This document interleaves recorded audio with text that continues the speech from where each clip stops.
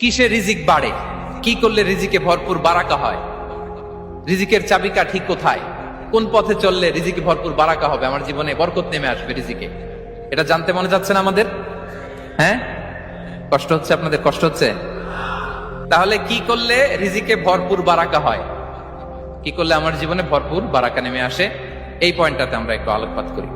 যেসব কাজ করলে আমাদের জীবনে রিজিকে আসমানি বারাকা নেমে আসবে, আমাদের রিজিকে আসমানি বারাকা নেমে আসুক, আমরা চাই কি চাই না? সবাই আমরা চাই নিশ্চয়ই।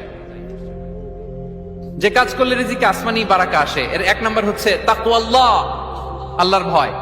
আল্লাহ তাআলা বলছেন, ওমাইয়াত্তাকিল্লাহা ইয়াজআল লাহু মাখরাজা ওয়া ইয়ারযুকহু মিন হাইসু লা ইয়াহতাসিব।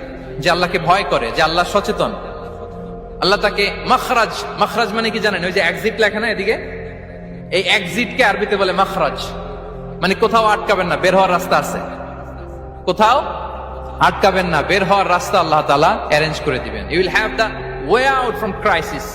ক্রাইসিসে পড়লে, সংকট মোমেন্টে আল্লাহ তাআলা ওখান থেকে এক্সিটের ব্যবস্থা আপনাকে করে দিবেন। ওয়া ইয়ারযুকহু মিন হাইসু লা ইয়াহতাসিব, এমন জায়গা থেকে আল্লাহ তাআলা রিজিকের ব্যবস্থা করবেন যে সে কল্পনাও করে নাই।